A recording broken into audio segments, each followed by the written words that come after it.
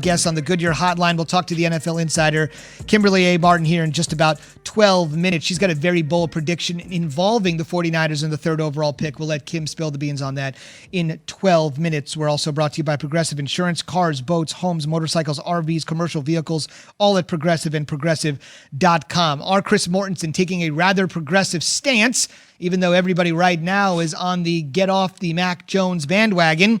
He's saying the one team that is essentially firmly on the bandwagon is the only team and only opinion that counts.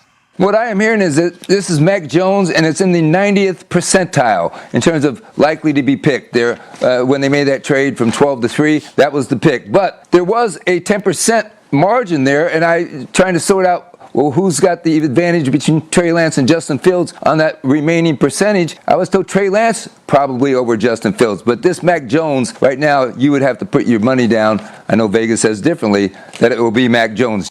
To the 49ers. So let's just set this up. March 26th, the 49ers rock the NFL community by essentially agreeing to trade 3 first-rounders and a third-round pick to move up to the number 3 spot in the draft. And that's when all the Mac Jones frenzy began, showing up at Mac's Pro Day, all of that. Bart, you made a very interesting point, which is to say, in order to create buzz, you have to have a marketplace. And if nobody really wants you, the marketplace is nil. But if someone wants you, then everything begins. The best evidence I can give, Bart, to your point, and we'll let you expound on it here, is, once again, keep in mind March 26th. That's when the trade happened to move up. Mel Kiper Jr. had his latest mock draft released 4 days before that. So March 22nd, before we had any idea that the Niners were going to be making a move like this and they coveted Mac Jones this way. On March 22nd, before any of the buzz started, Mel Kiper Jr., who will join us, by the way, this morning, later in our final hour, had the Pats taking Mac Jones at 15. Far cry from 3. Exactly. At 15. Mel's compatriot, Todd McShay, he had his most previous mock draft a little bit earlier, February 10th, so over a month before the 49ers made the move. He had Mac Jones going to the Bears at the 12th pick, with Chicago making a trade to move up from 20 to 12. So suddenly, March 26th, now the 49ers are at 3. Mac Jones talks begin. But according to our experts here, Bart, before this trade was made and anybody started talking about Mac Jones, he was outside the top 10. Exactly, and we were always kind of linking him and Nick Saban and Bill Belichick. And that's the thing, right? You know, San Francisco created this entire buzz for somebody that they could have got. And listen, if Mac Jones is picked outside the top 10, we're not saying anything, right? The same thing that happened with Gettleman. Like, if Daniel Jones is picked not 6 in that draft, then we're not complaining about it. Right. When you make a move and you give up so much draft equity for a player, the expectations are high that he has to be a special player. Top 10 is like the 10 is like the range where you say in the 10 you need to get a 2-time Pro Bowler, multi-year Pro Bowler, or maybe a gold jacket. And Mac Jones may be a good player. I'm just saying he's not a player that you give up 2 first-round draft picks and a third to move up to get. And I don't know if they got spooked, if all of a sudden they thought that somebody else was going to move up and get him. But these are usually things that happen on draft day. And I feel like San Francisco made a move that's a move that could get people fired if he can't play dead in a country western or in a western movie. You know, then somebody's going to lose his job, because this guy is not, in my opinion, not worth the move. Right now, if it was Justin Fields, if this was Zach Wilson, if this was somehow Trevor Lawrence, if we thought that maybe Urban Meyer was going to go with Justin Fields, then I could understand that. But they created the buzz, and they were the only team that was willing to move up to get Mac Jones. Here's what I would say. And I think this is something that I think really comes to the surface when it comes to the surface. I know Key likes to joke that he's not in the media, but I'm not in the media. My ID doesn't say media, it says Disney. Since he retired, he spent years on TV and radio, but Key is not, Key is not in the media. I will tell you this. To your point, I'm going to double down on what you say. A lot of times what happens in the media is we fall in love with something until the moment we don't. Let me explain what I mean here, to Bart's point.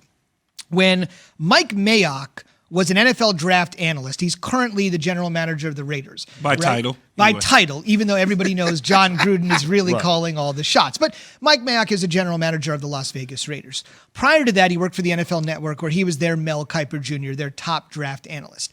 And when he took the job with the Raiders, it was a huge media story. This is unbelievable, because it's like Mel or Todd suddenly becoming a GM. Suddenly, the skins on the wall, the pellets, all that stuff, it's real. It's not just putting out mock drafts. Now you're being judged. Everybody was like, what a great story. This guy goes from TV, he's going to run a team, he's like Matt Millen, whatever you want. First pick he makes, right? This is the ultimate guru talent evaluator. First pick he makes, Clelin Ferrell, great college player.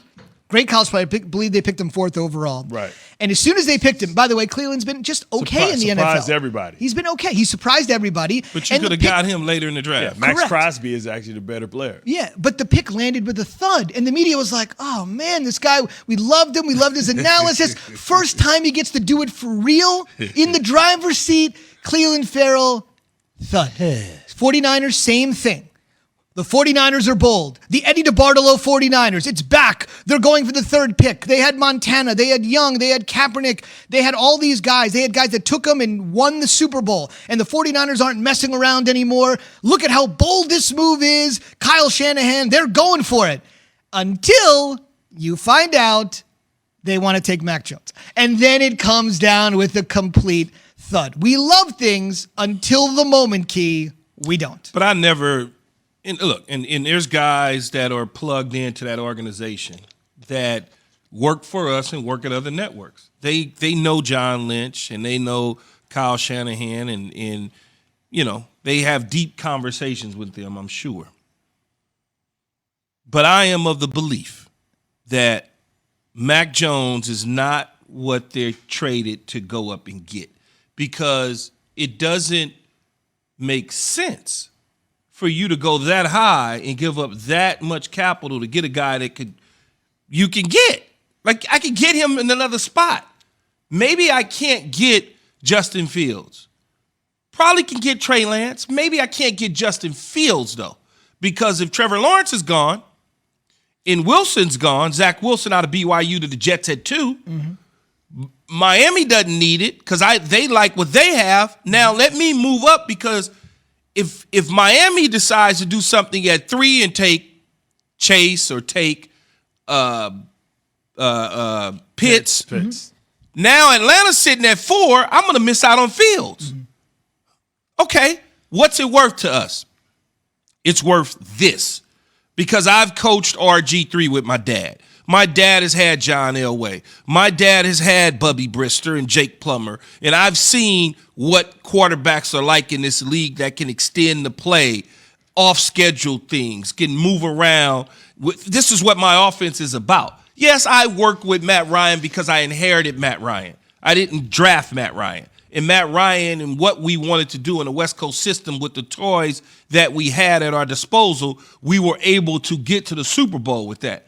But I prefer this style quarterback. Now, I understand the Mac Jones situation where people get all excited about it, like you said, Zubin, and hyped about it, but I was never one that bought into they're going up to get Mac Jones. I just doesn't make any sense. And John Lynch is a smart guy. He was a former teammate of mine. Kyle Shanahan is a smart coach. They're not dumb. They've done great things at drafting players in San Francisco. So you're saying if they draft Mac Jones, they are dumb? No, I'm not saying. I'm not saying Or they're that. too smart for their own good, though. I'm not saying that either. What I'm saying is that they made a calculation that despite what we may think, they think that Mac Jones is the answer for what they want to do. Now, if that's what they believe, that's okay. That's not what I believe. Yeah. I don't believe that he's going to give them long-term success. Mac Jones has to win a damn Super Bowl